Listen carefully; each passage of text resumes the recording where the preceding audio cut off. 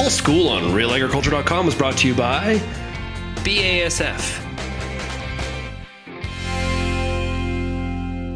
Hey, Kara Oosterhuis here with RealAgriculture.com. I am back here today with another Pulse School episode, and I have here with me Lyndon Porter, who's a research plant pathologist with the United States Department of Agriculture. How is it going today?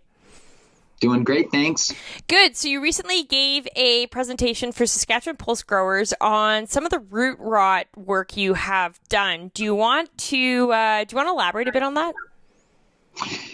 Yeah, some of the work that we're doing currently is looking at root rot in lentils caused by Fusarium. There's lots of different Fusarium species that cause problems on lentils. And we're focused in on Fusarium avinaceum, which tends to be the primary root rot pathogen in Canada as well as the U.S.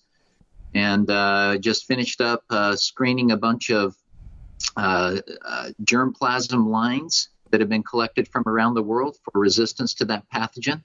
And look to share that information with U.S. as well as Canadian pulse growers and scientists.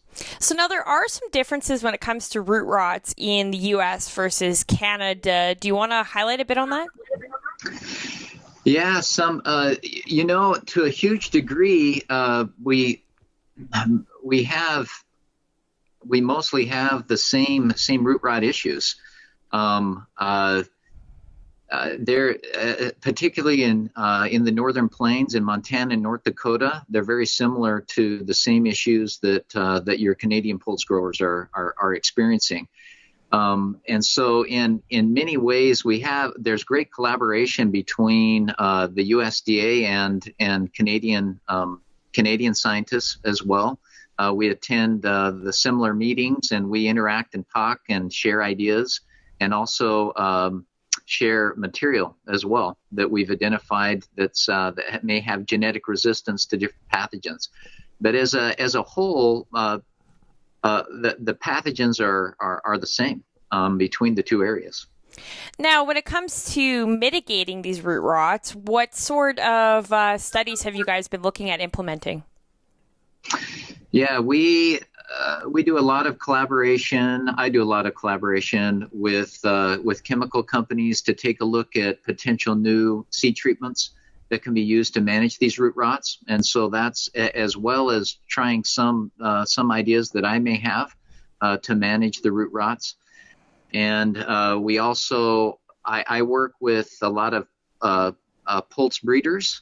And I screen a lot of what's called germplasm or genetic resources from all over the world and try to identify genes that might be present in these different lines with resistance to these different root rot pathogens that we can start to breed into our current cultivars to improve resistance to these pathogens. So what do you think are some of the biggest misconceptions when it comes to dealing with these root rots?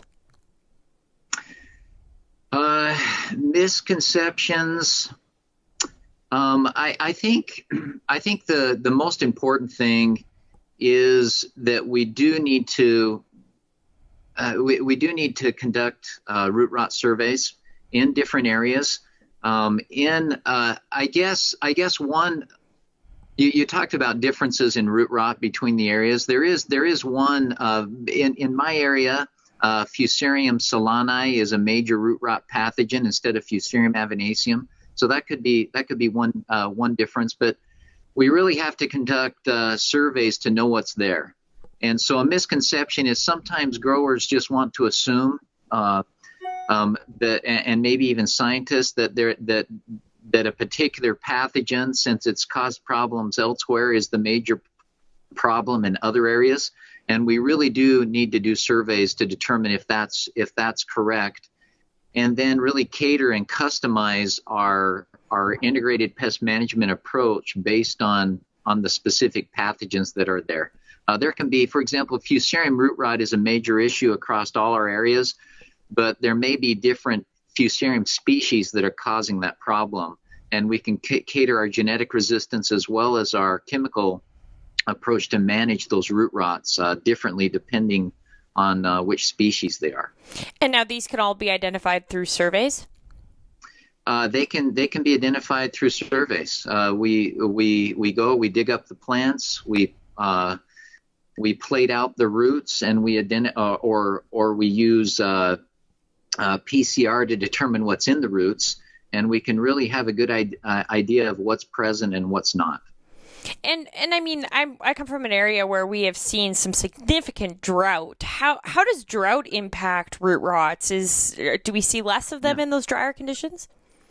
Yeah, so that's a great question. So, one major root rot pathogen in peas and lentils is Aphanomyces root rot, and that tends to be favored by early season at planting, high moisture conditions, and also throughout the season.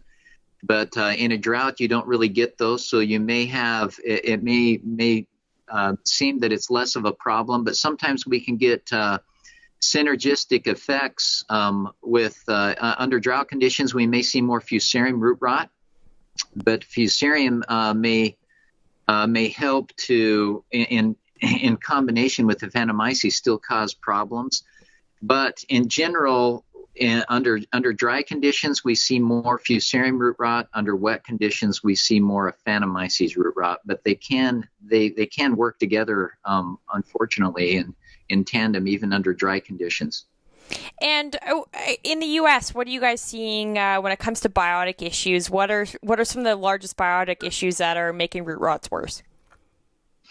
Yeah, so as far as making root rots worse, nematodes can help compound problems that we see in certain fields. So the nematodes can cause wounding in the roots. Those wounds can allow other fungal pathogens and bacterial, but in our area, we really haven't seen much bacterial. It's mostly fungal problems. But the nematodes cause that damage, allow these other fungal pathogens to get in, and maybe other things that maybe really wouldn't be a problem. It allows entry of other soil pathogens to get in as well. Also, you can have problems from insects where you may have wireworm, or you may even have seed corn maggot that also can cause damage to the root systems and that can allow root rotting pathogens in as well. Now, are there any pulse crops that are more susceptible to these root rots? Your research was mostly around lentils, correct? My research is mostly focused on peas and lentils right now, and getting into some chickpea root rot. We haven't had problems with chickpea root rot, but just over the last 3 years, we've had problems with Fusarium root rot on lentil and Fusarium wilt on lentil in our area. So I'm starting to get into that research. In peas, Aphanomyces root rot is the major problem. But we're also looking in peas and lentils at Fusarium root rots as well as Fusarium wilt. Okay. Any other messages you'd like to send producers about your research or any root rot conditions? To producers, we appreciate the funding that goes into research. Funding for us to be able to do these root rot surveys so that we know exactly what pathogens we're dealing with. That is a big deal.